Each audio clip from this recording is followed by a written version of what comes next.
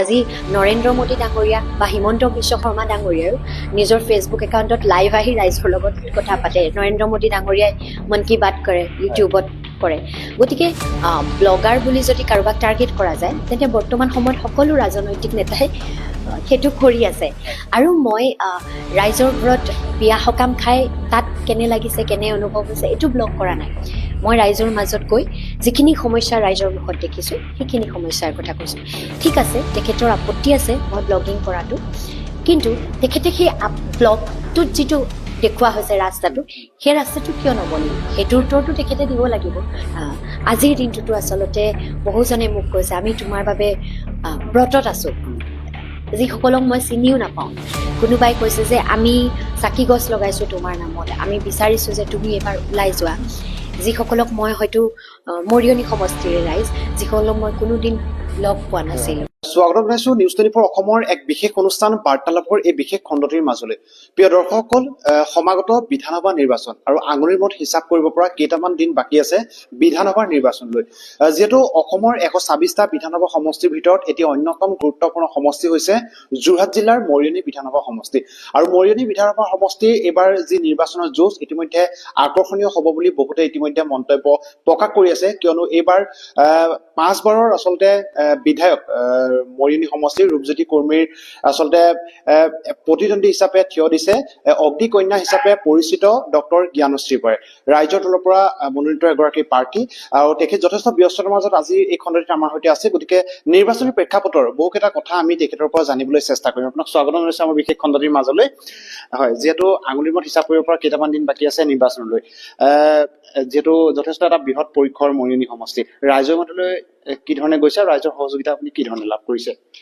ৰাইজৰ মাজলৈ আচলতে ৰাইজৰ মনৰ কথাবোৰৰ বুজ ল'বলৈ গৈছো, ৰাইজে কি বিচাৰে। কাৰণ জনপ্ৰতিনিধি এজন জনতাৰ প্ৰতিনিধি, তেওঁ নিজে কি ভাবে তাতকৈ বেছি গুৰুত্বপূৰ্ণ ৰাইজে কি ভাবে। ৰাইজৰ কথাবোৰেইতো বিধানসভাত প্ৰতিনিধিত্ব কৰিবৰ বাবে বিধানসভালৈ যোৱা হয়। গতিকে মৰিয়নিৰ প্ৰত্যেকটো অঞ্চলৰ ৰাইজে কি বিচাৰিছে নিজৰ অঞ্চলটোৰ উন্নয়নৰ বাবে, নিজৰ সমস্যাসমূহ সমাধানৰ বাবে, এইখিনি জানিবলৈ চেষ্টা কৰিছো। আৰু ৰাইজে যথেষ্ট মৰম দিছে। ৰাইজে দীৰ্ঘদিন ধৰি আচলতে যথেষ্ট অসুবিধাৰ সন্মুখীন হৈ আছে, জীৱন যাত্ৰাত প্ৰত্যাহ্বানৰ সন্মুখীন হৈ আছে। আৰু আজিৰ দিনটোত সমগ্ৰ অঞ্চলৰ ৰাইজে যথেষ্ট মৰম ভাল পোৱাৰে আঁকোৱালি লৈছে। নিশ্চিতভাৱে, যিহেতু বিগত 6টা মাহৰ পূৰ্বে আপুনি অধ্যাপকৰ দৰে এটা পদত আপুনি অধিষ্ঠিত হৈ আছিল আৰু এতিয়াৰ প্ৰেক্ষাপটত সম্পূৰ্ণ এটা আচলতে পৃথক এক প্ৰেক্ষাপটত আপুনি জড়িত হৈ পৰিছিলে। যিহেতু অসমত ৰাজনৈতিক দল বহুকেইটা ৰাজনৈতিক দল আছে, বিশেষকৈ ৰাইজৰ দললৈ আপুনি নিৰ্বাচন কৰাৰ বিশেষ কিবা কাৰণ আছে বুলি ক'ব নেকি? ৰাইজৰ দল, মই প্ৰথমতেই জাতীয়তাবাদী চিন্তা চেতনাত বেছি বিশ্বাসী।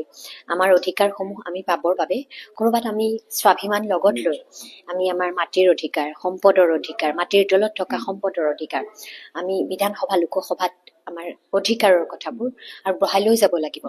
আমি খিলঞ্জীয়াৰ নেতৃত্বত সকলোকে সামৰি, সকলো জাতি জনগোষ্ঠী, জাতি ধৰ্ম বৰ্ণ নিৰ্বিশেষে প্ৰত্যেকজন মানুহক, যিসকল ভাৰতীয় নাগৰিক সেইসকলক সম মৰ্যাদা দি আগবঢ়াই লৈ যাবলৈ বিচাৰোঁ, যিটোক আমি ইনক্লুচিভ জাতীয়তাবাদ বুলি কওঁ, প্ৰগতিশীল জাতীয়তাবাদ। গতিকে এই চিন্তা চেতনাটো মোৰ চিন্তা চেতনাৰ সৈতে মিলে সমান্তৰালভাৱে দীৰ্ঘদিন ধৰি অসমৰ ৰাইজৰ প্ৰতি অসমৰ সমস্যাবোৰ সমাধানৰ ক্ষেত্ৰত অখিল গগৈ আৰু কৃষক মুক্তি সংগ্ৰাম সমিতিৰ যি ভূমিকা, সেই ভূমিকাটো প্ৰতি মোৰ এক শ্ৰদ্ধা আছে। আমি দেখিছিলোঁ যে অসমৰ বহু সমস্যা ৰাজনৈতিক মূল সুঁতিৰ সমস্যা হিচাপে প্ৰতিষ্ঠিত কৰাত আৰু সমাধান বিচৰাত অখিল গগৈদেৱ আৰু কৃষক মুক্তি সংগ্ৰাম সমিতি সফল আছিল। যেনে মাটিৰ পট্টাৰ সমস্যা, আমাৰ APSC স্কেম বা যিকোনো ক্ষেত্ৰত হোৱা দুৰ্নীতি। গতিকে এই দীৰ্ঘদিনীয়া কথা বতৰাবোৰ লক্ষ্য কৰি মই ৰাইজৰ দলেই মোৰ বাবে আটাইতকৈ বেছি শুদ্ধ পথ বুলি ভাবিলোঁ। নিশ্চিতভাৱে, যিহেতু মৰিয়নি সমষ্টিত আপুনি ৰাইজৰ যথেষ্ট মৰম বুটলিবলৈ বৰ্তমান সক্ষম হৈছে আৰু বৰ্তমান সময়ত ক'ব লাগিব অগ্নিকন্যা নামেৰে আপুনি মৰিয়নি সমষ্টিত যথেষ্ট পৰিচিত। কিন্তু আচলতে বহু নিৰ্বাচনী কেৱল মৰিয়নি সমষ্টি নহয়, বহু বিধানসভা সমষ্টিত প্ৰাৰ্থী যায়, কিন্তু ৰাইজৰ মৰমৰ এক নাম আচলতে আপুনিহে ল'বলৈ সক্ষম হৈছে। কি ক'ব এই ক্ষেত্ৰত? মই সেইটোক লৈ আচলতে মই সৌভাগ্যৱান বুলিয়ে নিজকে ভাবোঁ যে আমি বহু সময়ত বিচৰাখিনিও কেতিয়াবা বহুতৰ বাবে সম্ভৱ হৈ নাথাকে, কেতিয়াবা নিবিচৰাকেই বহুতখিনি পোৱা যায় মই ভাবোঁ যে এয়া যিয়েই নহওক নিৰ্বাচনৰ ফলাফলৰ কথাবোৰ একাষৰীয়া কৰিও আজিৰ দিনটোত মই য'ত আছোঁ যিদৰে সাহসেৰে ওলাই আহিব পাৰিছোঁ এই সাহসখিনিৰ অন্তৰালতো এই প্ৰত্যেকটো খোজৰ অন্তৰালত বহু ৰাইজৰ মৰম ভালপোৱা আৰু আশীৰ্বাদ মোৰ বাবে আছে আজিৰ দিনটোতো আচলতে বহুজনে মোক কৈছে আমি তোমাৰ বাবে ব্ৰতত আছোঁ যিসকলক মই চিনিও নাপাওঁ কোনোবাই কৈছে যে আমি চাকি গছ লগাইছোঁ তোমাৰ নামত আমি বিচাৰিছোঁ যে তুমি এবাৰ ওলাই যোৱা যিসকলক মই হয়তো মৰিয়নি সমষ্টিৰে ৰাইজ যিসকলক মই কোনোদিন লগ পোৱা নাছিলোঁ এইটো এক জনতাৰ আশীৰ্বাদ আৰু এই আশীৰ্বাদবোৰ বুকুত বান্ধিয়ে মই জীৱনৰ প্ৰত্যেকটো দিন আগবাঢ়ি যাব বিচাৰোঁ আৰু এই বিশ্বাস এই ভালপোৱাখিনি লৈ যাব পৰাকৈ নিজৰ আদৰ্শগত স্থিতিত সদায় অটল হৈ আগবাঢ়ি যাব বিচাৰোঁ আৰু মই যাম হয় নিশ্চিতভাৱে যিহেতু এইবাৰ আপোনাৰ প্ৰতিদ্বন্দ্বী হিচাপে থিয় হোৱা মৰিয়নি সমষ্টিৰ 5বাৰৰ বিধায়ক বিগত 30টা বছৰ বিধায়কৰ পদ অধিষ্ঠিত কৰি থকা মৰিয়নি সমষ্টিৰ ৰূপজ্যোতি কুৰ্মী ডাঙৰীয়া এতিয়াও বৰ্তমান দেখিবলৈ পোৱা যায় চাহ জনগোষ্ঠীৰ আচলতে বহু এলেকাত মৰিয়নি সমষ্টিত দেখিবলৈ পোৱা যায় খোৱা পানীৰ এক বৃহৎ সমস্যা আছে কেৱল খোৱা পানী নহয় বহুত বাট পথ এতিয়াও আচলতে উন্নয়নৰ পথ দেখা নাই আপুনি যিহেতু ভিতৰৰ গাঁওসমূহলৈ সোমাই গৈছে মৰিয়নি সমষ্টিত বিশেষ কোনবোৰ আপুনি অসুবিধা বৰ্তমান সময়ত আপোনাৰ চকুত পৰিছে অঞ্চলভেদে বিভিন্ন সমস্যা কিন্তু প্ৰত্যেকটো চুবুৰীত মূল প্ৰথম সমস্যা ৰাইজৰ মুখে মুখে আনকি শিশুলৈকে যে আমি খোৱা পানীটো বিনা পাওঁ গতিকে খোৱা পানীৰ সমস্যাটো আটাইতকৈ বেছি ডাঙৰ সমস্যা চিকিৎসা সেৱাৰ সমস্যাটো ৰাইজৰ বাবে ডাঙৰ সমস্যা কাৰণ প্ৰয়োজনত চিকিৎসক নাপায় মেচিনছসমূহো নাপায় আৰু মানুহ জীয়াই ৰাখিবলৈ সাধাৰণ ৰাইজৰ কষ্ট হয় অসম নাগালেণ্ড সীমা সমস্যাৰ কথাটো গুৰুত্বপূৰ্ণ কাৰণ বহু ৰাইজৰ নিৰাপত্তাহীনতাত ভোগে বহু ৰাইজৰ মাটিৰ পট্টা নাই বান গৰাখহনীয়াৰ সমস্যা আছে জলসিঞ্চন পথাৰত নাই খাবলৈকে পানী নাই পথাৰতনো ক'ৰ পৰা দিয়াৰ কথা তেখেতে ভাবিছে এতিয়ালৈকে গতিকে তাৰ উপৰেঞ্চি হাতী মানুহৰ সংঘাত আছে গিবন অঞ্চলৰ গোটেই ৰাইজৰ আছে গতিকে সেই সমস্যাসমূহ আছে ৰাস্তা ঘাট পথ পঞ্চায়তে বেয়া ল'ৰা ছোৱালীবোৰ লগ পাইছোঁ ৰাস্তাত এটা দুটা ভিডিঅ' বনোৱাৰ পাছত ল'ৰা ছোৱালীবোৰে কৈছে বাইদেউ আমাৰ এই ৰাস্তাটো ঠিক কৰি দিব দেই আমি স্কুললৈ যাব নোৱাৰোঁ বহুত অসুবিধা হয় বহুতে কৈছে যে আমাৰ মানুহ আমি বেমাৰ এটা হ'লে কেনেকৈ এটুকুৰা উলিয়াই নিম এইটোৱে ডাঙৰ সমস্যা গতিকে তাৰ উপৰেঞ্চিও ক'ৰবাত ৰেল গেটৰ সমস্যা চহৰখনত যান জঁটৰ সমস্যা ক'ৰবাত আচলতে অঞ্চল ভিত্তিক সমস্যাসমূহ ভৰি আছে মই পদে পদে খোজে খোজে সমস্যাই দেখিছোঁ কিন্তু মূলতঃ চিকিৎসা আমাৰ ৰাস্তা ঘাট পথ আৰু মূলতঃ খোৱা পানী সীমা সমস্যা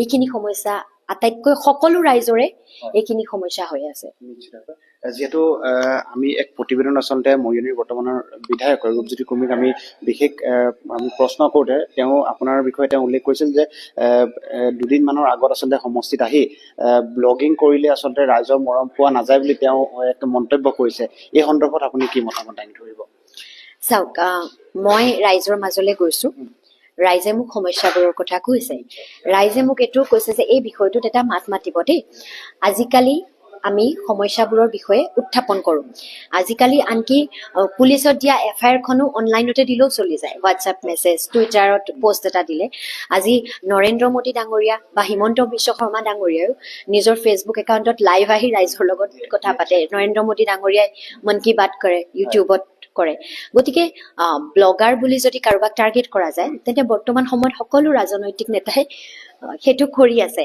আৰু মই ৰাইজৰ ঘৰত বিয়া সকাম খাই তাত কেনে লাগিছে কেনে অনুভৱ হৈছে এইটো ব্লগ কৰা নাই মই ৰাইজৰ মাজত গৈ যিখিনি সমস্যা ৰাইজৰ মুখত দেখিছোঁ সেইখিনি সমস্যাৰ কথা কৈছোঁ ঠিক আছে তেখেতৰ আপত্তি আছে মই ব্লগিং কৰাটো কিন্তু তেখেতে সেই ব্লগটোত যিটো দেখুওৱা হৈছে ৰাস্তাটো সেই ৰাস্তাটো কিয় নবনিল সেইটোৰ উত্তৰটো তেখেতে দিব লাগিব মই ব্লগ কৰিছোঁ যদি খোৱা পানী পোৱা নাই সেইদিনা গোহাঁইবাৰী বাগানত গৈছোঁ ৰাইজে কান্দিছে সৰু সৰু শিশুলৈ যে আমি এই পানী খুৱাওঁ তেখেতে আপত্তি কৰিছে ভিডিঅ'টোক লৈ কিন্তু সেই সমস্যাটোক লৈ কিয় তেখেতে দেখা নাই নে তেখেতে অকল এইটোহে দেখিছে যে ব্লগ হৈছে আৰু তাৰ সমস্যাটোৰ কথা তেখেতৰ চকুত পৰা নাই এনেকুৱাটো হ'ব নোৱাৰে তাত এটা সমস্যাৰ কথা কোৱা হৈছে যিটো সমস্যা ৰাইজৰ বাবে অতি গুৰুত্বপূৰ্ণ যিটোত ৰাইজে জীয়াটো ভুগি আছে যিটোত ৰাইজৰ জীৱন জীৱিকা ধ্বংসমুখী হৈছে যিটোত ৰাইজৰ সন্তানৰ ভৱিষ্যত ধ্বংস হৈছে সেই সমস্যাটো তেখেতৰ বাবে গুৰুত্বপূৰ্ণ নহয় নেকি যদি গুৰুত্বপূৰ্ণ সেই সমস্যাটো সমাধানৰ বাবে তেখেতে কি কৰিছে আৰু সেই সমস্যাটোক লৈ তেখেতৰ দৃষ্টিভংগী কি এইটোৰ উত্তৰ তেখেতে দিব লাগিব কাৰণ সমস্যাটো মোৰ নহয় সমস্যাটো ৰাইজৰ হয় নিশ্চিতভাৱে আপোনাক ধন্যবাদ জ্ঞাপন কৰিছোঁ আৰু বিশেষকৈ ৰাজনৈতিক প্ৰেক্ষাপটৰ পৰা আঁতৰি আমি এটা বিশেষ প্ৰশ্ন আপোনালৈ সুধিব বিচাৰিছোঁ যিহেতু অসমৰ ৰাজনৈতিক প্ৰেক্ষাপটত ডিব্ৰুগড় বিশ্ববিদ্যালয়ৰ ভূমিকা যথেষ্ট আছে আপুনিও ডিব্ৰুগড় বিশ্ববিদ্যালয়ৰ প্ৰাক্তন এগৰাকী ছাত্ৰী আৰু বিশেষকৈ দেখিবলৈ পোৱা গৈছে অসমৰ ৰাজনৈতিক প্ৰেক্ষাপটৰ বহু কেইগৰাকী পুৰুধা ব্যক্তি ৰাজনৈতিক প্ৰেক্ষাপটৰ ডিব্ৰুগড় বিশ্ববিদ্যালয়ৰ পৰাই তেওঁলোকে শিক্ষা গ্ৰহণ কৰি ৰাজনৈতিক প্ৰেক্ষাপটত বৰ্তমান আছে কি ক'ব এই সন্দৰ্ভত আচলতে এক ৰাজনৈতিক মহলত বৰ্তমান চৰ্চা হৈ আছে এই বিষয়ে ভাল লগা অনুভৱ মোৰ ৰাজনৈতিক যাত্ৰা আচলতে ডিব্ৰুগড় বিশ্ববিদ্যালয়ৰ পৰাই মই আৰম্ভ কৰিছো বুলি ক'লেও ভুল নহয় ছাত্ৰ ৰাজনীতিত জড়িত আছিলো বিশ্ববিদ্যালয়ত তাৰ পৰৱৰ্তী পৰ্যায়ত যিখিনি শিকিছো বা যিটো লাহে লাহে ৰাইজৰ বাবে কাম কৰাৰ যিটো ইণ্টাৰেষ্ট গ্ৰ' হ'ল সেইটো ক'ৰবাত বিশ্ববিদ্যালয়ৰ মজিয়াৰ পৰাই আৰম্ভ হ'ল এই সাহস আত্মবিশ্বাসখিনিও বিশ্ববিদ্যালয়ৰ মজিয়াৰ পৰাই গ্ৰ' হ'ল গতিকে আমাৰ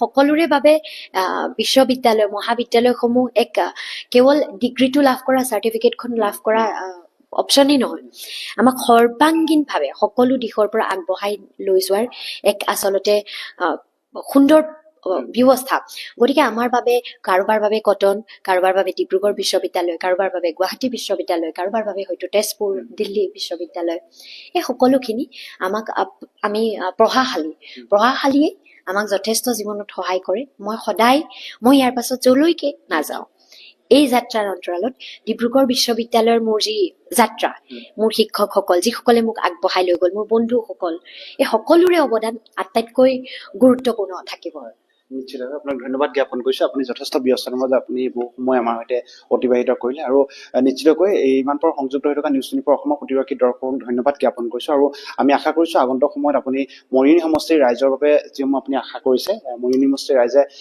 সেয়া দেখা পাব আৰু ৰাজনৈতিক প্ৰেক্ষাপটত আপুনি এটি উজ্জ্বল নক্ষত্ৰ হৈ জিলিকি থাকক আমি তাৰে কামনা কৰিছোঁ যে এইবাৰ আম আদমি পাৰ্টিয়ে এইবাৰ ঝাৰু চলাব পদুম ফুলক ঝাৰুৰে আমি সাৰি মুচি একেবাৰে নি পেলাই ব্ৰহ্মপুত্ৰৰ পানীত পেলাই দিম এইবাৰ আমি বিজেপিক এই সমষ্টিৰ পৰা উৎখাত কৰিবই লাগিব আৰু এয়া আমাৰ প্ৰতিজ্ঞা নহয় এয়া আমাৰ পণ তেখেত যিহেতু হিমন্ত বিশ্ব শৰ্মাৰ আশিক ধন্য এগৰাকী ব্যক্তি তেখেতৰ মূৰৰ ওপৰত হিমন্ত বিশ্ব শৰ্মাৰ হাতখন আছে কাৰণ তেওঁলোকৰ দেখোন আপোনালোকে গমেই পায় ইমান যোগ্য ব্যক্তি থাকোঁতে তেখেতক যে দিলে যাৰ বিৰুদ্ধে 101টা গোচৰো আছে বোলে গতিকে সেইজন মানুহৰ বিৰুদ্ধে যদি এনেকুৱা থকাৰ পিছতো তেওঁক দিছে তেনেহ'লে নিশ্চয় হিমন্ত বিশ্ব শৰ্মাৰ তেখেতে আজ্ঞাবাহী হ'ব লাগিব এই মাটিখিনি নিশ্চয়কৈ কোনোবাই হস্তগত কৰাৰ নিশ্চয় পৰিকল্পনা কৰিছে সেয়েহে বিজয় গুপ্তাৰ কান্ধত বন্দুক থৈ তেখেতক MLA পাতি এই ফাঁচী বজাৰখন ব্ৰহ্মপুত্ৰৰ সিফালে লৈ গৈ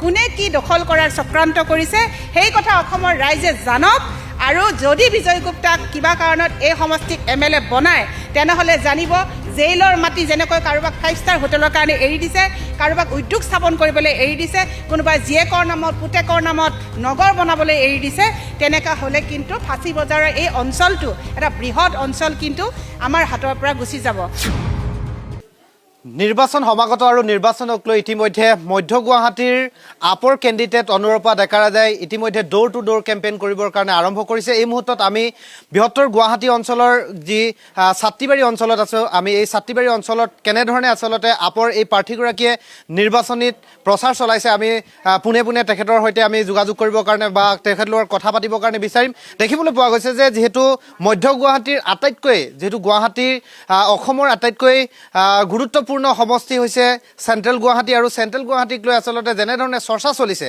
দেখিবলৈ পোৱা গৈছে এগৰাকী আচলতে বিজেপিৰ কেণ্ডিডেটগৰাকী সমান্তৰালভাৱে যিগৰাকী অসম জাতীয় পৰিষদৰ বা বিৰোধী দলৰ যিগৰাকী কুংকি চৌধুৰী এনেধৰণে আচলতে যিবিলাক ট্ৰল হৈছে যে সৰু ছোৱালী আনপিনে এজনে অসমীয়া ক'ব নাজানে বহু কথাই আচলতে সৃষ্টি হৈছে যাৰ কাৰণে আকৰ্ষণৰ কেন্দ্ৰবিন্দু হৈ পৰিছে এই মুহূৰ্তত ছাত্ৰীবাৰীত আপৰ কেণ্ডিডেটে প্ৰচাৰ অভিযান চলাইছে আমি তেখেতৰ সৈতে আমি কথা পাতিবৰ কাৰণে চেষ্টা কৰিম পুনতে শুভেচ্ছা জনাইছোঁ কেনেধৰণে চলিছে আপোনাৰ প্ৰচাৰ কাৰ্য খুব ভাল ধৰণে চলিছে আমাৰ প্ৰচাৰ আৰু আম আদমি পাৰ্টি যিহেতু এটা ৰাষ্ট্ৰীয় দল গতিকে আম আদমি পাৰ্টিক সকলো শ্ৰেণীৰ লোকে ভাল পায় আৰু আজি আমি ছাত্ৰীবাৰী অঞ্চলত আমাৰ সন্মানীয় মহিলাসকলৰ লগত আমি আহি ইয়াত বাৰ্তালাপ কৰিছোঁ আৰু সমাগত নিৰ্বাচন গতিকে নিৰ্বাচনৰ আগে আগে আমি আমাৰ সতীৰ্থসকলক লগ কৰিছোঁ আৰু তেওঁলোকৰ লগত আমি নিৰ্বাচন সম্পৰ্কে আলাপ আলোচনা কৰিছোঁ কাৰণ এইবাৰ আমি বিজেপিক এই সমষ্টিৰ পৰা উৎখাত কৰিবই লাগিব আৰু এয়া আমাৰ প্ৰতিজ্ঞা নহয় এয়া আমাৰ পণ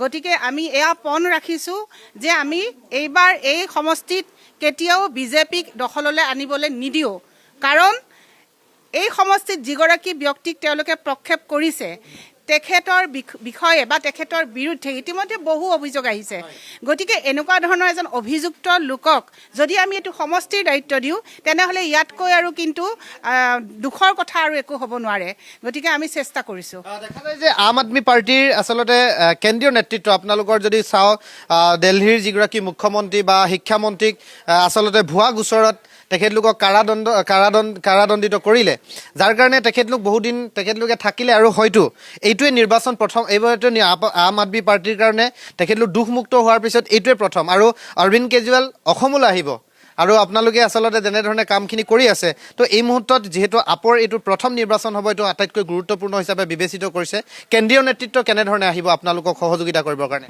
আপোনালোকে চাগে আমাৰ মানুহখিনিৰ মুখত হাঁহি দেখা পাই অনুভৱ কৰিব পাৰিছে যে আমাৰ কেন্দ্ৰীয় নেতৃত্ব যেতিয়াৰ পৰাই আদালতে আমাৰ অভিযোগমুক্ত কৰিছে তেতিয়াৰ পৰা আমাৰ সকলো আনন্দত আছে কাৰণ অৰবিন্দ কেজৰিৱাল ডাঙৰীয়া এনেকুৱা এটা ব্যক্তিত্ব যিটো ভাৰতত আচলতে তেওঁ এজন প্ৰধানমন্ত্ৰীৰ যোগ্য ব্যক্তি গতিকে অনাগত দিনত নিশ্চয়কৈ আম আদমি পাৰ্টিয়ে ভাৰতত চৰকাৰ গঠন কৰিব এয়া কথা আজিয়ে মই কৈ থৈ দিলোঁ গতিকে কোনোবাই যদি শুনাও নাই মই বিজেপি দলৰ মানুহবিলাকক শুনাকৈ কৈ দিছোঁ গতিকে তেওঁ আহিব ভাৰতবৰ্ষক সমূলি কিন্তু একদম সলনি কৰি দিব ই নিশ্চিত আৰু এই সমাগত বিধানসভা নিৰ্বাচনত 9 তাৰিখৰ আগে আগে আমাৰ দিল্লীৰ পৰা কেইবাগৰাকীও হাই প্ৰফাইল নেতাই আহি অসমত প্ৰচাৰ কাৰ্য চলাব আৰু তাৰ কাৰণে আমি আচলতে এই ধৰণে আয়োজন আৰম্ভ কৰিছোঁ গতিকে আমাৰ কাৰণে খুব আনন্দৰ দিন আচলতে দেখা যায় যে বিজেপিৰ কেণ্ডিডেট বা বিৰোধীৰ কেণ্ডিডেটগৰাকীৰ আপোনাৰ প্ৰত্যাহ্বান কোন হ'ব বুলি আপুনি ভাবে যে আপুনি যিহেতু যুদ্ধত অৱতীৰ্ণ হৈছে আজিৰ পৰা প্ৰায় আচলতে আপোনালোকে দ্ৰুতগতিত লাগিছে গতিকে আপোনাৰ মূল প্ৰতিদ্বন্দ্বী কোন হ'ব বুলি আপুনি ধাৰণা কৰে বা আপুনি মানি লয় মোৰ মূল প্ৰতিদ্বন্দ্বী হ'ব লাগিলেতো শাসিত চৰকাৰ দলৰ যিগৰাকী ব্যক্তি তেখেতেই মোৰ প্ৰতিদ্বন্দ্বী হ'ব অভিয়াছলি হ'ব কাৰণ তেখেতে যিহেতু হিমন্ত বিশ্ব শৰ্মাৰ আশিক ধন্য এগৰাকী ব্যক্তি তেখেতৰ মূৰৰ ওপৰত হিমন্ত বিশ্ব শৰ্মাৰ হাতখন আছে কাৰণ তেওঁলোকৰ দেখোন আপোনালোকে গমেই পায় ইমান যোগ্য ব্যক্তি থাকোঁতে তেখেতক যে দিলে যাৰ বিৰুদ্ধে 101টা গোচৰো আছে বোলে গতিকে সেইজন মানুহৰ বিৰুদ্ধে যদি এনেকুৱা থকাৰ পিছতো তেওঁক দিছে তেনেহ'লে নিশ্চয় হিমন্ত বিশ্ব শৰ্মাৰ তেখেতে আজ্ঞাবাহী হ'ব লাগিব আৰু আজ্ঞাবাহী হয় কাৰণে তেখেতক এইটো সমষ্টিত দিছে গতিকে আপোনালোকক মই এটা কথা স্পষ্টকৈ ক'বলৈ বিচাৰোঁ যে ডক্টৰ হিমন্ত বিশ্ব শৰ্মাই এইটো এটা কিন্তু ডাঙৰ কাম কৰিবলৈ গৈ আছে মই এই ডাঙৰ কামটো সকলোৱে শুনাকৈ ক'বলৈ বিচাৰিছোঁ যিখন ফাঁচী বজাৰ এই ফাঁচী বজাৰখন ব্ৰহ্মপুত্ৰৰ সিটো পাৰে লৈ যাবলৈ বিচাৰিছে গুৱাহাটীখন ঐতিহ্যৰে ভৰপূৰ তাতে আৰু চেণ্ট্ৰেল গুৱাহাটী মধ্য গুৱাহাটীখন একেবাৰে ঐতিহ্যৰে ভৰপূৰ এটা অঞ্চল ফাঁচী বজাৰ মানে কি য'ত ব্ৰিটিছৰ সময়ত ফাঁচীশাল আছিলে সেই ফাঁচীশালৰ পৰা আহি পেলাই এয়া ফাঁচী বজাৰ হৈছে গতিকে মই এটা কথাই ক'বলৈ বিচাৰিম যে ফাঁচী বজাৰৰ নিচিনা এখন ঐতিহ্যমণ্ডিত য'ত আমাৰ মানুহৰ আৱেগ জড়িত হৈ আছে আজি আপুনি চাওক আমি জন্ম পোৱাৰ পিছৰে পৰা ফাঁচী বজাৰতে বজাৰ কৰোঁ আৰু সেইখন বজাৰ যদি ইয়াৰ পৰা লৈ যায় তাত আমাৰ অসমৰ বিভিন্ন জিলাৰ বহু সংখ্যক লোকে আহি সৰু ব্যৱসায় কৰি তাত জীৱন নিৰ্বাহ কৰি আছে আৰু তাৰ এটা সৌন্দৰ্যই বেলেগ গতিকে এই মাটিখিনি নিশ্চয়কৈ কোনোবাই হস্তগত কৰাৰ নিশ্চয় পৰিকল্পনা কৰিছে সেয়েহে বিজয় গুপ্তাৰ কান্ধত বন্দুক থৈ তেখেতক MLA পাতি এই ফাঁচী বজাৰখন ব্ৰহ্মপুত্ৰৰ সিফালে লৈ গৈ কোনে কি দখল কৰাৰ চক্ৰান্ত কৰিছে সেই কথা অসমৰ ৰাইজে জানক আৰু যদি বিজয় গুপ্তাক কিবা কাৰণত এই সমষ্টিত MLA বনায় তেনেহ'লে জানিব জেইলৰ মাটি যেনেকৈ কাৰোবাক 5-star হোটেলৰ কাৰণে এৰি দিছে কাৰোবাক উদ্যোগ স্থাপন কৰিবলৈ এৰি দিছে কোনোবাই জীয়েকৰ নামত পুতেকৰ নামত নগৰ বনাবলৈ এৰি দিছে তেনেকুৱা হ'লে কিন্তু ফাঁচী বজাৰৰ এই অঞ্চলটো এটা বৃহৎ অঞ্চল কিন্তু আমাৰ হাতৰ পৰা গুচি যাব কাৰণ এই অঞ্চলৰ যি সৌন্দৰ্য যি ব্যৱসায়িক প্ৰতিষ্ঠান আছে এই গোটেইখিনি সামৰি পেলাইহে কিন্তু এইটো অঞ্চলৰ এটা বৌদ্ধিক কিন্তু মানে দৃশ্যপটো আছে ইয়াতে কাৰণ ইয়াত বহুতো ধৰণৰ শিল্পী সাহিত্যিক আৰু বিভিন্ন আমাৰ সংস্কৃতিৰ লগত জড়িত ব্যক্তিও এই মধ্য গুৱাহাটী অঞ্চলত থাকে গতিকে মই এটা কথাই ক'ম যে এইবাৰ আম আদমি পাৰ্টীয়ে এইবাৰ ঝাৰু চলাব। পদুম ফুলক ঝাৰুৰে আমি সাৰি মুচি একেবাৰে নি পেলাই ব্ৰহ্মপুত্ৰৰ পানীত পেলাই দিম, এইটোকে কৈ থৈ দিলোঁ। মই আন এটা কথা সুধিবৰ কাৰণে বিচাৰিম, আচলতে এই গোটেই মধ্য গুৱাহাটীৰ যিটো নিৰ্বাচনী প্ৰেক্ষাপট বা কেণ্ডিডেটসকলক যদি বিজয় গুপ্তাই যদি হিন্দীৰ পৰা অসমীয়া ক'বৰ কাৰণে চেষ্টা কৰিছে, আন এগৰাকী আচলতে কুংকি চৌধুৰীয়ে ইংৰাজীৰ পৰা অসমীয়া ক'বৰ কাৰণে চেষ্টা কৰিছে, সাংঘাতিক জমি উঠিছে। গতিকে এইবাৰ যিহেতু দেখা গৈছে যে আপুনি গোটেই ইয়াত সমাজ জীৱনৰ সৈতে জড়িত বা আপুনি গোটেই কথাখিনিক যিহেতু আপুনি শুদ্ধকৈ অসমীয়াও কয়, কিন্তু চৰ্চাত যিহেতু সংবাদ মাধ্যমো বা এনেকুৱা ধৰণৰ আচলতে যেনেধৰণে আচলতে চৰ্চা চলিব লাগিছিল বা অৰবিন্দ কেজৰিৱাল অহাৰ যিখিনি চৰ্চা চলিব লাগিছিল অলপ কম হৈছে বুলি ৰাইজে ক'ব বিচাৰে। গতিকে এইসকলক আপুনি কি ক'ব বিচাৰিব? অৰবিন্দ কেজৰিৱালৰ আচলতে চৰ্চা অৰবিন্দ কেজৰিৱাল নিজেই হয়। গতিকে অৰবিন্দ কেজৰিৱাল এটা নাম হয়, এটা ভাৰতৰ এটা প্ৰতিষ্ঠিত নাম, যিগৰাকী ব্যক্তি IRSৰ নিচিনা এটা লোভনীয় চাকৰি এৰি তেওঁ ৰাজনীতিৰ জগতত পদাৰ্পণ কৰিছে। তাৰমানে চিন্তা কৰক তেওঁ কেনেকুৱা ধৰণৰ প্ৰতিভাশালী ব্যক্তি এগৰাকী হ'ব লাগিব। গতিকে অৰবিন্দ কেজৰিৱালৰ লগত কাৰো তুলনা নহয়। আমি আম আদমি পাৰ্টীৰ মানুহ বুলিয়ে কোৱা নাই, আম আদমি পাৰ্টীৰ নোহোৱা মানুহবিলাকেও অৰবিন্দ কেজৰিৱাল ডাঙৰীয়াৰ প্ৰশংসা কৰে। এইটোহে আমাৰ কাৰণে আচলতে গৌৰৱৰ কথা। গতিকে প্ৰধানমন্ত্ৰী নৰেন্দ্ৰ মোদী ডাঙৰীয়া সততে আমি শুনিবলৈ পাই থাকোঁ তেখেতৰ পঢ়া শুনা বা এনেকুৱা ধৰণৰ কথা। এটা কথা মই আপোনালোকক ক'ব বিচাৰোঁ, সকলো ক্ষেত্ৰত পঢ়া শুনাই দিও সকলো কথা জোখা নাযায়, আৰু ৰাজনীতিৰ ক্ষেত্ৰখনত পঢ়া শুনাও লাগে, কিন্তু তাৰ লগত অভিজ্ঞতাৰো প্ৰয়োজন আছে। আৰু এটা কথা, আমি কেৱল জাতি মাতি ভেটি বুলি ক'লে নহ'ব, অসমৰ বুৰঞ্জী বুজি পাব লাগিব, অসমৰ ভাষা বুজি পাব লাগিব, চুকে কোণে পৰি থকা আমাৰ থলুৱা কৃষ্টি সংস্কৃতিৰ কথা জানিব লাগিব, ভাষাটো শুদ্ধকৈ কোৱাৰ কাৰণে প্ৰচেষ্টা চলাব লাগিব। আৰু যিয়ে জাতিয়ে ভাষা শুদ্ধকৈ ক'ব নোৱাৰিব তেনেহ'লে সেই জাতি কিন্তু বাচিও নাথাকে। গতিকে মই এটা কথাই ক'ম, কোনোবা নতুন প্ৰজন্মৰ প্ৰতিনিধি ওলাই আহিছে, মষ্ট ৱেলকাম, তেওঁলোকক আমি সদায় ৱেলকাম জনাওঁ, আৰু মোৰ ফালৰ পৰা মই শুভেচ্ছাও জনাইছোঁ। গতিকে আমাৰ খুব ভাল লাগিছে, তেওঁলোকৰ সময় আছে, বয়স আছে, অসমখন ভালদৰে দেখক, এবাৰ চুক কোণবিলাক চাওক, অসমৰ চাৰিসীমাটো বুজি লওক, তাৰপিছত অসমৰ যি ভৌগোলিক সমস্যা আছে সেই সমস্যাৰ বিষয়ে জানক, অসম চুক্তিৰ কথা জানক, অসম আন্দোলনৰ কথা জানক, ভাষা আন্দোলনৰ কথা জানক। এই গোটেইবিলাক কথা জানি পেলাই যেতিয়া ৰাজনীতিলৈ এটা পৰিপক্ক মন লৈ পেলাই আহিব নহয়, তেতিয়া তেওঁলোক নিশ্চিতভাৱে ৰাইজৰ প্ৰতিনিধি হ'ব পাৰিব। যিহেতু মোৰ এটা শেষ প্ৰশ্ন, দেখা যায় যে গুৱাহাটীৰ যিটো মিউনিচিপালিটি বৰ্ডৰ যেতিয়া নিৰ্বাচন হৈছিল তেতিয়া কিন্তু আপে যথেষ্ট আচলতে সঁহাৰি পাইছিল, ৰাইজে কিন্তু যথেষ্ট সঁহাৰি দিছিল। এতিয়া এই আপৰ এইসকল কৰ্মীসকলক লৈ আচলতে যিসকল ভোটাৰ একেই আছে বুলি আপুনি ধাৰণা কৰেনে? নিশ্চয় একেই থাকিব, কাৰণ মিউনিচিপাল কৰ্পৰেশ্যনৰ ইলেকশ্যনত আম আদমি পাৰ্টীয়ে দ্বিতীয় স্থান লাভ কৰিছিলে। সেই সময়ত কিন্তু কংগ্ৰেছ দলো আছিলে, কিন্তু কংগ্ৰেছ দলে এখনো ছিট নাপালে। আমি গোটেই অসমত আমি 3খন ছিট পাইছিলোঁ, তিনিচুকীয়া, লখিমপুৰ আৰু গুৱাহাটীত। গতিকে আমি আম আদমি পাৰ্টী একেবাৰে নিতান্তই সৰু আৰু নতুন দল আছিলোঁ তেতিয়া, 2022 চনৰ কথা। গতিকে 2022 চনত যেতিয়া আমি আম আদমি পাৰ্টীয়ে আমাৰ একেবাৰে নতুনত্ব থকাৰ পিছতো আমি 3খনকৈ ছিট আমি দখল কৰিব পাৰিছিলোঁ। তাৰমানে আম আদমি পাৰ্টীৰ প্ৰতি মানুহৰ কিমান আস্থা আছে, কিমান বিশ্বাস আছে। সততাৰ ৰাজনীতিৰ ওপৰত মানুহৰ এতিয়াও বিশ্বাস উঠি যোৱা নাই দেই, এতিয়াও মানুহৰ বিশ্বাস আছে, এতিয়াও মানুহে সততাৰ ৰাজনীতি বিচাৰে। কিন্তু আমাৰ মানুহবিলাকক সততাৰ ৰাজনীতি কৰিবলৈ নিদিয়ে। কোনে কৰিবলৈ নিদিয়ে? এই শাসিত চৰকাৰখনে কৰিবলৈ নিদিয়ে, তেওঁলোকৰ দলটোৱে কৰিবলৈ নিদিয়ে। তেওঁলোকৰ দলটোৱে মানুহক দুৰ্নীতিগ্ৰস্ত কৰি তুলিছে, মানুহক কি কৰিছে, চেপি আনিছে, খুন্দি আনিছে। মহিলাসকলক তেওঁলোকে টকা দিছে 1250 টকা, ইফালে তেওঁলোকৰ হাজবেণ্ডসকলৰ পৰা জেপ কাটি কাটি তেওঁলোকে পইচা লৈ গৈ আছে। আজি আমাৰ অসমত কি অৱস্থা, বস্তুৰ মূল্য বৃদ্ধি হৈছে।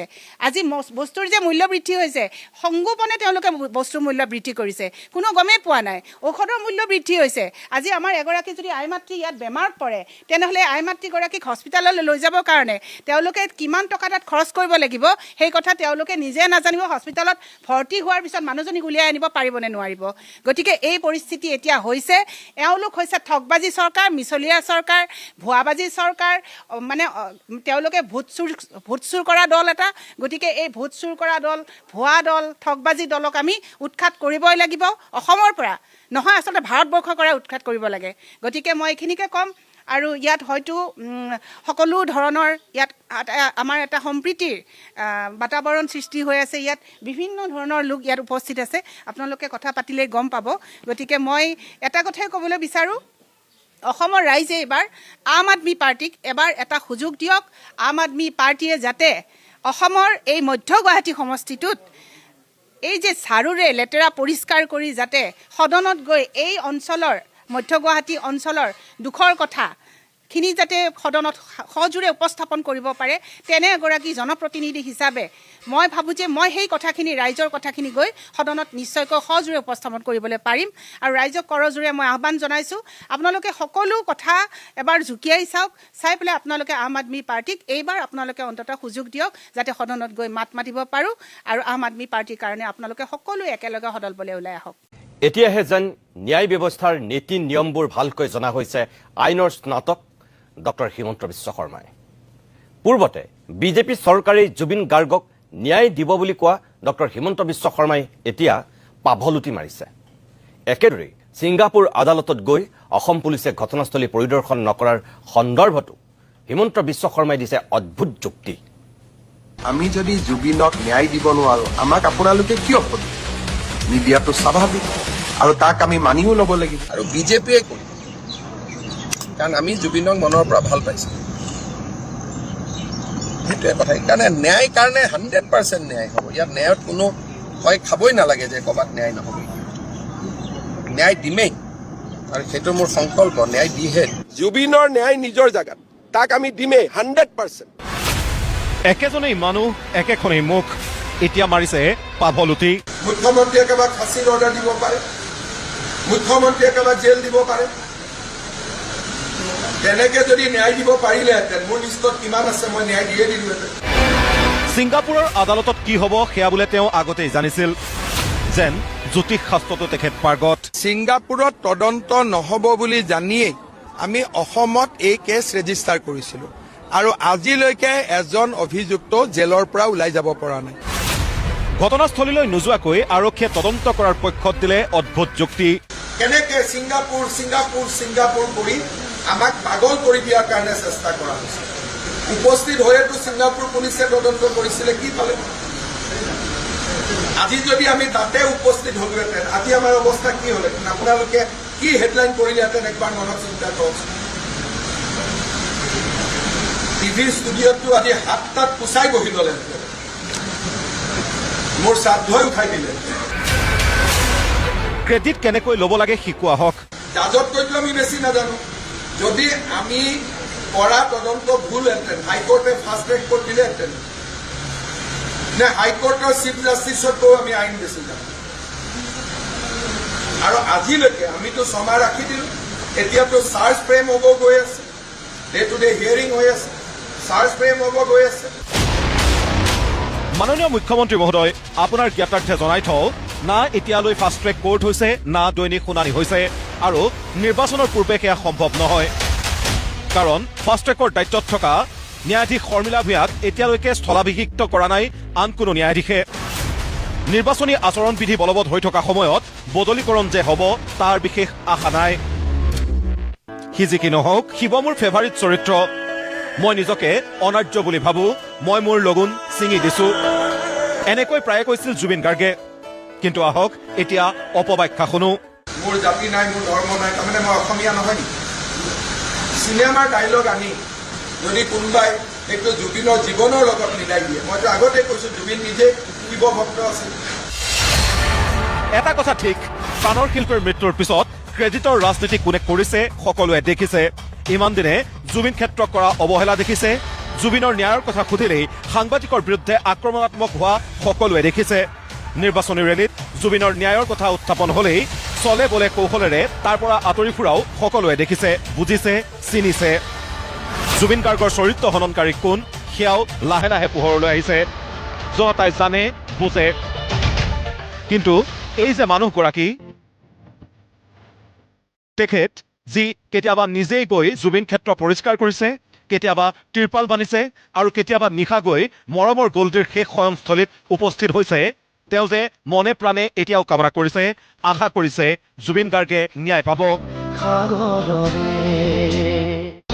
অৰুণাচল আদালতে আজিলৈকে যিমান ৰায়দান দিছে সেইখিনি কথাইতো তেওঁলোকে কৈছে, আজি বেলেগটো একো বিশেষ হোৱা নাই।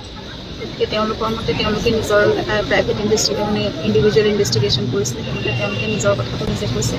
আৰু এখন দেশে যিখন দেশ পৰ্যটন বিশেষ এখন দেশ, গতিকে তেওঁলোকে নিজৰ ফালৰ পৰা সেই সময়টো কি হৈছিলে সেই বিষয়ে তেওঁলোকে ৰায়দান দিছে। কিন্তু সেইটো ৰায়দানে মই নাভাবোঁ আমাৰ যিটো ন্যায় প্ৰক্ৰিয়া চলি আছে তাত বিশেষ প্ৰভাৱ পেলাব। আমাৰতো বেলেগ ধৰণে কৈ আছে নিজস্ব ধৰণে। গতিকে সেইখিনি হওক, সেইটোৱে ভালদৰে হওক। এতিয়াও আমি সেইটোৱে আশা ৰাখিছোঁ যে ভালদৰে হওক। তাৰ গেছ স্পেচিয়েল কোৰ্টখন যিহেতু দিছে, গতিকে এতিয়া অলপ ব্ৰতৰ হ'ব আৰু শুনানি হ'ব, একদম নিকপকীয়াকৈ হ'ব লাগে। আমি সকলোৱে মাননীয় মুখ্যমন্ত্ৰী ডাঙৰীয়া ইতিমধ্যে গোটেইখিনি কথা কৈয়ে থৈছে, কেবিনেটতো কৈছে যে দোষী কোন, কেনেকুৱা ধৰণে হৈছিলে, মাত্ৰ সেইখিনি আদালতত এতিয়া প্ৰতিষ্ঠা হ'ব লাগে। সৰ্বশেষত 6 মাহ পূৰ্বে বিধানসভাৰ মজিয়াত মুখ্যমন্ত্ৰীগৰাকীয়ে কৰা এটা দাবী শুনোৱা হওক। প্ৰথম দিনাখনেই আমাৰ সন্দেহ হয় যে জুবিন গাৰ্গৰ মৃত্যু স্বাভাৱিক ঘটনা নহয় আৰু লগে লগে BNSৰ section 61 criminal conspiracy 105 culpable homicide 106 causing death by rash and negligent act তাক আমি 20 তাৰিখে আমি ৰেজিষ্টাৰ কৰোঁ। কিন্তু প্ৰাৰম্ভিক তদন্ত কালত আমি সন্তুষ্ট হওঁ বা আমি নিশ্চিত হওঁ যে জুবিন গাৰ্গৰ মৃত্যু কালপেবল হোমিচাইড আৰু নেগলিজেন্স নহয়, it is a plain murder. আমাৰ আবেদনক কোৰ্টে গ্ৰহণ কৰে আৰু কোৰ্টে অনুমতি দিয়ে যে আপোনালোকে 103 এড কৰিব পাৰে। মই যেতিয়া কৈছিলোঁ যে জুবিনৰ চাৰ্জশ্বিটৰ পিছত অসমবাসীয়ে দুখ পাব, কষ্ট পাব, তাৰ মেইন কাৰণটো হৈছে মটিভ। যদি অসমবাসীয়ে মটিভটো গম পায়, মানুহটো আনন্দিত হ'ব নোৱাৰে, মানুহেতো দুখেই পাব। দিজ আৰ জেনেৰেল ষ্টেটমেণ্ট, যিটো আপুনিও দিব পাৰে, ময়ো দিব পাৰোঁ। এতিয়া কোন সঁচা, ছিংগাপুৰৰ কৰোনাৰ্ছ আদালত নে মুখ্যমন্ত্ৰী? কি ভিত্তিত মুখ্যমন্ত্ৰীগৰাকীয়ে কৰিছিল এই দাবী? নিৰ্বাচনৰ পিছতেই এজন এজনকৈ অভিযুক্ত ওলাই আহিব নেকি মুকলি আকাশৰ তললৈ? অভিযুক্তসকল জেলত 6-7 মাহ থকাটোৱেই হ'ব নেকি জুবিন গাৰ্গক দিয়া তথাকথিত ন্যায়? সেয়াহে ডাঙৰ প্ৰশ্ন। আপোনাৰ নিজৰ নেকি? নিজৰখন ল'লে ওলাই যাওক।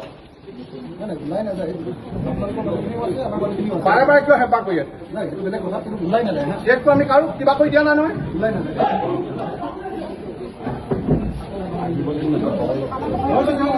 আতংকিত গ্ৰাহকে ভিৰ কৰিছে ৰাজ্যৰ পেট্ৰল পাম্পসমূহত। তেল ভৰাবলৈ পুৱাৰে পৰাই দীঘলীয়া শাৰী মহানগৰীৰ লগতে ৰাজ্যৰ বিভিন্ন প্ৰান্তৰ পেট্ৰল ডিপুসমূহত। আতংকিত গ্ৰাহকৰ ক্ৰয় চাহিদা বৃদ্ধি কৰিছে এতিয়া পেট্ৰল ডিজেলৰ। বিগত 2টা দিনত 3 গুণলৈ বৃদ্ধি পাইছে পেট্ৰল ডিজেলৰ চাহিদা। জনসাধাৰণক আতংকিত নহবলৈ আহ্বান জনাইছে প্ৰশাসনৰ লগতে মুখ্যমন্ত্ৰী হিমন্ত বিশ্ব শৰ্মায়ো।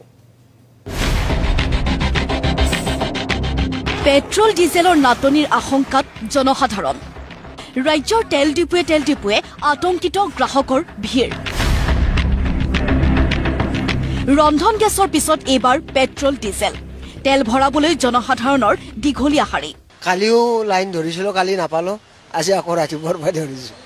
তেলটোতো লাগিবই চলাৰ কাৰণে। ৰাতি হ'ল তেলে নাই ক'তো।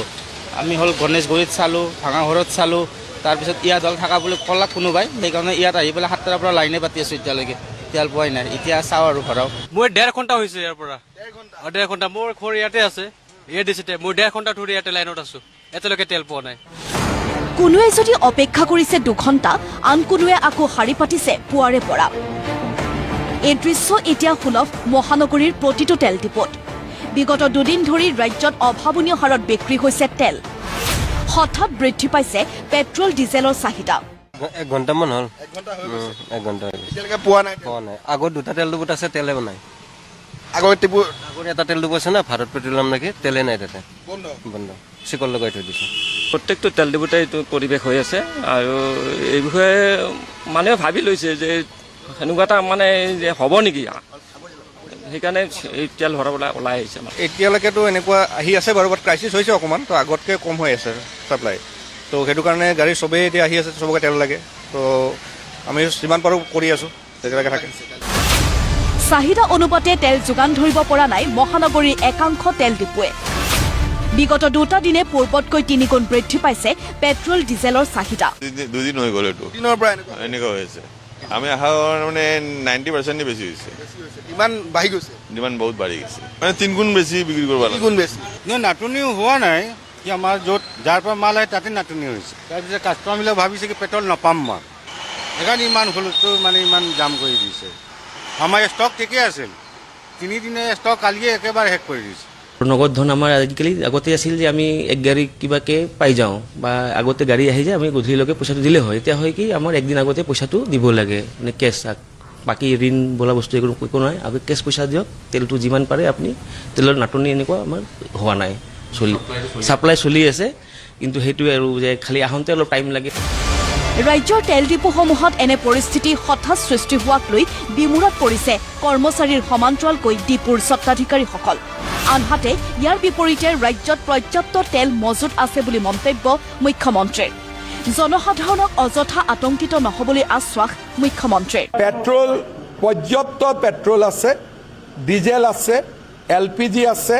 অসমত পেট্ৰল ডিজেলৰ কোনো ভয় নাই। মই ৰাইজক অনুৰোধ কৰিম যেন কোনেও বেছিকৈ পেট্ৰল ডিজেল নবঢ়ায়, কোনো ভয় খাবলগীয়া কথা নাই। কিবা থাকিলে আমি ক'লোহেঁতেন।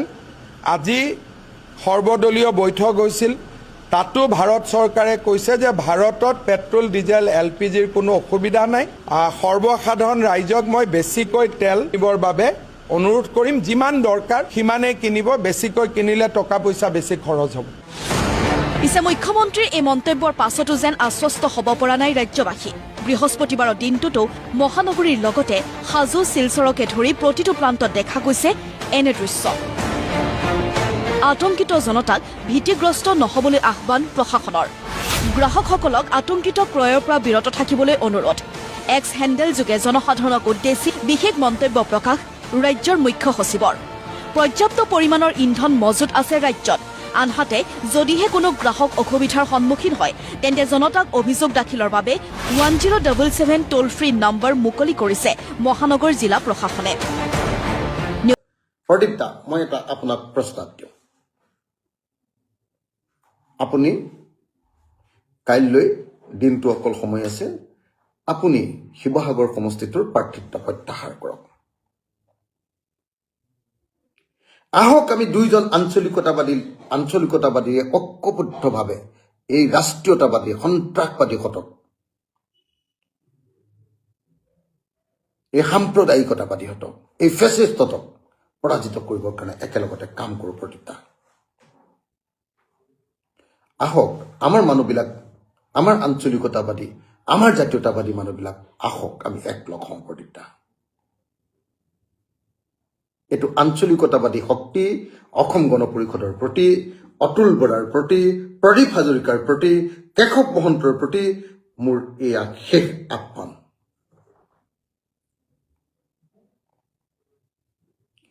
জীৱনৰ একদম বয়স্ক অৱস্থাত আপুনি এই যিটো ছুইচাইডিয়েল সিদ্ধান্ত লৈছে যে 3rd পজিশ্যন পাবৰ কাৰণে আপুনি ইলেকশ্যনত অৱতীৰ্ণ হ'বলৈ গৈ আছে, বেয়াকে অপমানিত হ'বলৈ গৈ আছে, এই সিদ্ধান্ত পৰিহাৰ কৰক। প্ৰদীপ্তা অন্তত পক্ষে এইবাৰ আপুনি ৰাইজৰ পক্ষে সিদ্ধান্ত গ্ৰহণ কৰক। প্ৰদীপ্তা প্লিজ, আপুনি কাইলৈ নমিনেশ্যন উইথড্ৰলৰ শেষ দিন হিচাপে কাইলৈ আপুনি আপোনাৰ শিৱসাগৰৰ প্ৰাৰ্থিত্ব প্ৰত্যাহাৰ কৰক। প্ৰদীপ্তা আপুনি এবাৰৰ কাৰণে ৰাইজৰ পক্ষত সিদ্ধান্ত গ্ৰহণ কৰক। আঞ্চলিকতাবাদৰ পক্ষত, জাতীয়তাবাদৰ পক্ষত, শিৱসাগৰৰ মানুহৰ পক্ষত আপোনাৰ নিজৰ স্বাভিমানৰ প্ৰশ্নত এবাৰ সিদ্ধান্ত লওক। প্ৰদীপ্তা আপোনাক ভাল পোৱা আপোনাৰ আমগুৰিৰ আঞ্চলিক ৰাজনৈতিক দল অসম গণ পৰিষদৰ দলীয় কৰ্মীসকলক আপুনি পণবন্দী নকৰিব। প্ৰদীপ্তা আপুনি পণবন্দী নকৰিব। প্ৰদীপ্তা কাৰণ আপুনি জানে যে আপোনাৰ আঞ্চলিকতাবাদী জাতীয়তাবাদী যিসকল আপোনাৰ দলৰ সদস্য সেইসকলে ৰাষ্ট্ৰীয়তাবাদী ফেচিষ্ট সাম্প্ৰদায়িক বিজেপিক ভোট নিদিয়ে আৰু তেওঁলোকে আপুনি যদি নাথাকে তেতিয়াহ'লে মোকেই ভোট দিব। আৰু সেইকাৰণে মই শুনিছোঁ আপোনাক ব্লেকমেইল কৰিছে, আপোনাক ধমকি দিছে যে আপুনি নমিনেশ্যন উঠাই ল'ব নোৱাৰিব, যদি উঠাই লয় তেতিয়াহ'লে আপোনাৰ বিজনেছৰ ওপৰত, আপোনাৰ পৰিয়াল মানে আপোনাৰ ভণ্টি আৰু কাকাৰ বিজনেছৰ ওপৰত আক্ৰমণ কৰিম বুলি হিমন্ত বিশ্ব শৰ্মাই আপোনাক ধমকি দিছে। আপুনি তিলিকত উৰাই দিয়ক প্ৰদীপ দা, হিমন্ত বিশ্ব শৰ্মাৰ ধমকি আপুনি তিলিকত উৰাই দিয়ক। মই হিমন্ত বিশ্ব শৰ্মাক সদায় এনেকে লেঠু দেখুৱাই আহিছোঁ, একদিনৰ কাৰণে মই হিমন্ত বিশ্ব শৰ্মাক কেয়াৰ কৰা নাই, সদায় মই লেঠু দেখুৱাই আহিছোঁ। আপুনি এবাৰৰ কাৰণে আঞ্চলিকতাবাদী হওক, শেষবাৰৰ কাৰণে আঞ্চলিকতাবাদী হওক, শেষবাৰৰ কাৰণে জাতীয়তাবাদী হওক, শেষবাৰৰ কাৰণে আপোনাৰ স্বাভিমান আপুনি জীয়াই তোলক, শেষবাৰৰ কাৰণে আপুনি এবাৰ কওক যে এই হিমন্ত বিশ্ব শৰ্মাৰ দাদাগিৰি আৰু সি মোৰ ওপৰত জাপিয়াই দিয়া এটা অপৰাধী, কুখ্যাত অপৰাধী চালফা মানুহ হত্যাকাৰী, মোৰ ওপৰত জাপি দিয়া এই হত্যাকাৰীটোক মই কেতিয়াও সহ্য নকৰোঁ। তাক একেলগে খেদিবৰ কাৰণে মই অখিলৰ লগত হাত মিলাম, এই কথা আপুনি অপেনলি কওক প্ৰদীপ দা। এয়া মোৰ শেষ আপোনাৰ প্ৰতি প্ৰস্তাৱ। মই নাজানো আপুনি এইটো কৰিব নে নকৰে, মোৰ বিশ্বাস আপুনি নকৰিব, তথাপি আপোনাৰ শেষ আশা, আপোনাৰ প্ৰতি শেষ আশা ৰাখি কওঁ যে আপোনাৰ আঞ্চলিকতাবাদী দল অসম গণ পৰিষদৰ কৰ্মীসকলক আপুনি পণবন্দী নকৰিব। তেওঁলোক মৰ্মাহত। আজি অসম গণ পৰিষদৰ শ শ কৰ্মী আমাৰ দলত যোগদান কৰিছে। বহু কৰ্মীয়ে মোৰ ওচৰত, বহু নেতাই মোৰ ওচৰত আহি কথা পাতিছে, তেওঁলোক মৰ্মাহত। তেওঁলোকে এটাই কথা কৈছে যে আমাক প্ৰতিশোধ লাগে, প্ৰতিশোধ। আমাৰ নেতা প্ৰদীপ হাজৰিকাৰ ওপৰত কৰা অত্যাচাৰৰ প্ৰতিশোধ লাগে। আমাক উজনি অসমৰ পৰা যে এই ৰাষ্ট্ৰীয়তাবাদী দলে চাফা কৰি পেলালে, ক'ৰ পৰা চাফা কৰিলে আপুনি আকৌ এবাৰ মনত ৰাখক। পুনাকণ বৰুৱাক চাফা কৰি দিলে, আপোনাক চাফা কৰি দিলে, তাৰপিছত কি ভৰালি আমাৰ ভৱেন ভৰালীক চাফা কৰি দিলে। এজন এজনকে আটাইতকৈ ছিনিয়ৰ মষ্ট যিসকল আপোনালোকৰ আঞ্চলিকতাবাদী নেতা সকলোকে চাফা কৰি পেলালে, আৰু বিজেপিক সমৰ্থন কৰা কেৱল তিয়কৰ বিজেপিৰ ছাপোৰ্টাৰ সৰু ল'ৰাটোকহে কেৱল টিকেট দিলে হিমন্ত বিশ্ব শৰ্মাই। উজনি অসমখন আপোনালোকক চাফা কৰি দিলে। ইয়াৰ পৰা খেদি নিজাকে আহোমে একদম কলিয়াবৰতহে গড় মাৰিছিলে, আপোনালোকক ইয়াৰ পৰা খেদি পঠিয়াই অকল কলিয়াবৰ চিটটোহে আপোনালোকক দিলে। সেইকাৰণে মই প্ৰদীপ দা, আপোনাৰ জীৱনৰ এই ছুইচাইডিয়েল সিদ্ধান্ত যে হিমন্ত বিশ্ব শৰ্মাই আপোনাক ব্লেকমেইল কৰিছে, আপুনি আপোনাৰ প্ৰাৰ্থিত্ব প্ৰত্যাহাৰ কৰিলে, আপোনাৰ সকলো ব্যৱসায় বাণিজ্য সকলোবিলাকৰ ওপৰত আক্ৰমণ কৰিম বুলি কৈছে, আৰু লগে লগে আপোনাক প্ৰলোভনো দিছে। এই প্ৰলোভন আৰু ব্লেকমেইলিঙৰ ৰাজনীতিৰ পৰা আপুনি আঁতৰি আহক প্ৰদীপ দা। এই কথা কৈ মই আকৌ এবাৰ আঞ্চলিকতাবাদৰ পক্ষত, জাতীয়তাবাদৰ পক্ষত, আৰু এই কুখ্যাত দাগী অপৰাধী চালফা হত্যাকাৰী এই জয়ন্ত হাজৰিকা ওৰফে কুশল দুৱৰীক শিৱসাগৰবাসী ৰাইজক পৰাজিত কৰিবৰ কাৰণে শিৱসাগৰবাসী ৰাইজৰ প্ৰতি আহ্বান জনাইছোঁ। হৈছেই কুশল দুৱৰী ভয় ভিতৰৰ পৰা আৰম্ভ কৰি আপুনি কোৱাৰ দৰেই এনে অৱস্থাত আপুনি সমষ্টি এৰি ওলাব পাৰিবনে? কিয় নোৱাৰিম? আপুনি মোক এটা কথা কওকচোন, যিটো মানুহ অসমৰ আটাইতকৈ ডাঙৰ হত্যাকাৰী বুলি আপোনাৰ কুখ্যাতি আছে, সেই মানুহটোক মানুহে ভোট দিব নে অসমৰ ভিতৰতে আটাইতকৈ কোৱালিটি থকা, আটাইতকৈ বিতৰ্ক কৰিব পৰা, আটাইতকৈ সৰব বিধায়ক বুলি নাম থকা মানুহজনক, আটাইতকৈ ডেডিকেটেড আৰু আটাইতকৈ ৰাইজৰ কাৰণে কাম কৰা বুলি নাম থকা মানুহজনক ভোট দিব? কাইলৈ মানুহেতো চাব যে কাইলৈ যদি আমি বিৰোধী দলে চৰকাৰ কৰিব পাৰোঁ, মইতো 2 নম্বৰ বা 3 নম্বৰ মন্ত্ৰী নহ'ম জানো? মুখ্যমন্ত্ৰী পিছতে আপুনি হ'ব হয় নে নহয় 2 নম্বৰ বা 3 নম্বৰ মন্ত্ৰীয়ে নহ'ম জানো মই আপুনি নিজে কওক 100%। গতিকে মোক ভোট নিদিব আৰু সেই ক'ত হত্যাকাৰীজনক ভোট দিব আপুনি নিজে কওক তেওঁ গোটেই জীৱনো যদি জিকি থাকে কোনোবা দিন মন্ত্ৰী হ'ব নেকি আনকি অসমৰ মানুহে এইটোও ভাবে যে শিৱসাগৰৰ পৰা অখিল গগৈকে আমি চিফ মিনিষ্টাৰ বনাম যিজন মানুহৰ মুখ্যমন্ত্ৰী হোৱাৰ কাৰণে প্ৰজেক্ট কৰি থাকে মানুহে সেই মানুহজনক ভোট নিদি মইতো আপোনালোকক সঁচা কথা কৈছো মোৰতো 1 টকা থাকিলেও ৰাইজৰ কাৰণে আগতে এজন বিধায়কক লগ পাবলৈ গ'লে ঘণ্টাৰ পিছত ঘণ্টা লগ ৰৈ থাকিব লাগে মানুহে সোমাবলৈ নিদিয়ে মোৰতো বিচনাখনৰ ওপৰতো গোটেই মানুহ জপিয়াই থাকে ৰাতি 2:30 বজালৈকে মোৰতো প্ৰাইভেট বুলি বস্তুৱে নাই মোৰ বেডৰুমৰ বিচনাখনতো জপিয়াই থাকে আজিলৈকে শিৱসাগৰত মই এদিনো চাফা বেডশ্বীটত শুবলৈকে পোৱা নাই মই এটা কথা আপোনাক সোধো যে এই যিটো আপুনি ক'লে হয় আপোনাক বহুতে মুখ্যমন্ত্ৰী হোৱাৰ অসমৰ মুখ্যমন্ত্ৰী হোৱাৰ দুৰ্বাৰ হেঁপাহ এটা আছে নেকি আপোনাৰ মোৰ একদম হেঁপাহ নাই কিন্তু যদি কেতিয়াবা মই অসমক নেতৃত্ব দিয়াৰ সুযোগ লাভ কৰোঁ তেতিয়াহ'লে অসমৰ মানুহৰ মই 5টা বছৰৰ ভিতৰত অসমৰ মানুহক মানে 100%ক নোৱাৰিলেও 80% মানুহক মই ধনী কৰি দিম আৰু মোৰ গেৰাণ্টি আছে মোৰ তেনেকুৱা ধৰণৰ প্লেন আছে ৰাইজৰ দলৰ তেনেকুৱা ধৰণৰ কৰ্মসূচী আছে এই বিধায়ক যে আপুনি হ'ল বা এতিয়া আপুনি ৰাজনৈতিক এই যিটো গণ্ডি এই গণ্ডিয়ে সেই মানুহটোক ক'ৰবাত সাফকেটেড কৰি পেলালে নি বাৰু মইতো সদায় জীৱনটোত এতিয়া হতাশাতেই থাকোঁ আপুনি মোৰ পত্নীক সুধিলে কথাটো গম পাব মানে আপোনাক অখিল গগৈ হিচাপে সেই সময়ত আন্না হাজিৰ আন্দোলনৰ কথা এটা আগৰ মই দৈয়াং টেঙানীৰ পৰা আপোনাকতো দীৰ্ঘদিন পাইছোঁ নদী বান্ধৰ যিজন মানুহক আন্দোলনকাৰী বা ৰাইজৰ মাজত থাকি পেলাই কাম কৰি থকা অখিল গগৈজনক পাইছিলোঁ বা পাইছিলে অসমে অৰ্থনৈতিক ৰিফৰ্মাৰ বুলি মইতো চাম এক্সটেঞ্চ ক'বলৈ বিচাৰিম এই যিটো ধৰক বিধানসভাৰ সদস্য বা এই যিটো গণ্ডি এই গণ্ডিটোৱে যেন ক'ৰবাত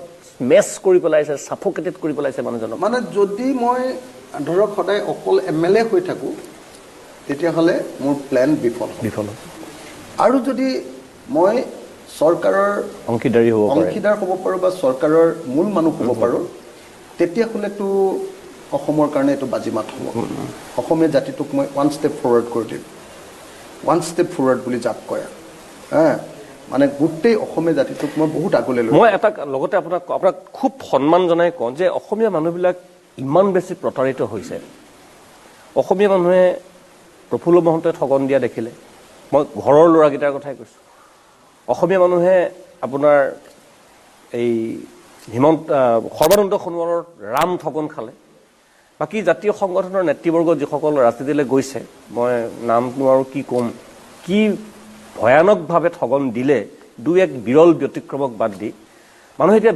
বিশ্বাস কেনেকৈ কৰিব অখিলদা মই সুনীত মই সঁচা কথা কওঁ আপুনি হয়নে নহয় কথাটো কওকচোন একেবাৰে আপুনি চাওক প্ৰফুল্ল মহন্তই আমাক যি ধৰণে ঠগন দিলে তাৰ ঠগনৰ ফলাফলটো তেওঁ জীৱনকালতে পাই গ'ল নে একদম সঁচা কথা ডিভাইন জাষ্টিচ একদম সঁচা কথা ক'ব লাগিব এইটো হয়নে নহয় কওক আপুনি মই আপোনাক এইটো কথাও কৈ যাওঁ সৰ্বানন্দ সোণোৱাল আৰু হিমন্ত বিশ্ব শৰ্মায়ো আপুনি কোৱা যিটো ডিভাইন জাষ্টিচ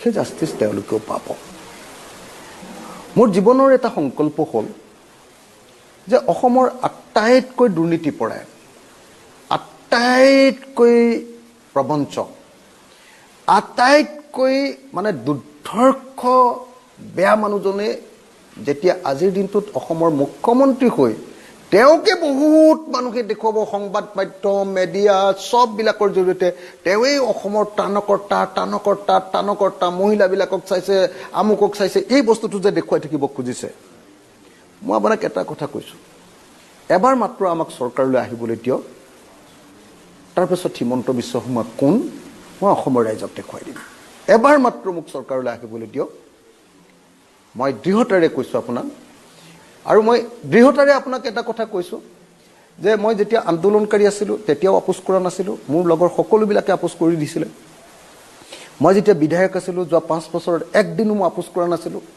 মোৰ লগৰ সন্মুখত থকা সকলোবিলাক মানুহে আপুনি কেনেকৈ পৰিচয় লৈছিলে নিশ্চয় দেখিছিলে আৰু কাইলৈ যদি মন্ত্ৰী হওঁ আপোনালোকে নিজেই দেখিবলৈ পাব যে মন্ত্ৰিত্বৰ দৌৰত মই কেতিয়াও মোৰ নিজৰ সত্তাক কেতিয়াও বিসৰ্জন নিদিওঁ আজি যেতিয়া কংগ্ৰেছৰ লগত এলায়েন্স কৰিছোঁ তেতিয়াও মই কোনো পধ্যে নতজানো হোৱা নাই যি সময়ত আমাৰে লগৰ কিছুমান আঞ্চলিক দলে কেনেকুৱা ধৰণে মানে একদম নতজানো হৈছে আপোনালোকে নিশ্চয় দেখিছে সেই সময়ত মই কিন্তু মোৰ নিজস্ব স্থিতি, মোৰ আঞ্চলিক শক্তি, মোৰ জাতীয়তাবাদী যি চেতনা আৰু জাতীয়তাবাদ, আমাৰ জাতীয়তাবাদটো অকল কি বুজিছেনে, জাতীয়তাবাদী চেতনাই সাধাৰণতে কি কৰে, সকলোকে সামৰি নলয়। আমি সকলোকে সামৰি লওঁ আৰু আমাৰ জাতীয়তাবাদটো দুখীয়া মানুহৰ পক্ষত থকা জাতীয়তাবাদ, যিটো জুবিন দাই কোৱা ছ'চিয়েলিষ্ট মতাদৰ্শৰ জাতীয়তাবাদ। গতিকে এই যিটো দুখীয়া মানুহৰ পক্ষত থকা জাতীয়তাবাদ, এইটোক মই অসমত প্ৰতিষ্ঠা কৰিব খোজোঁ।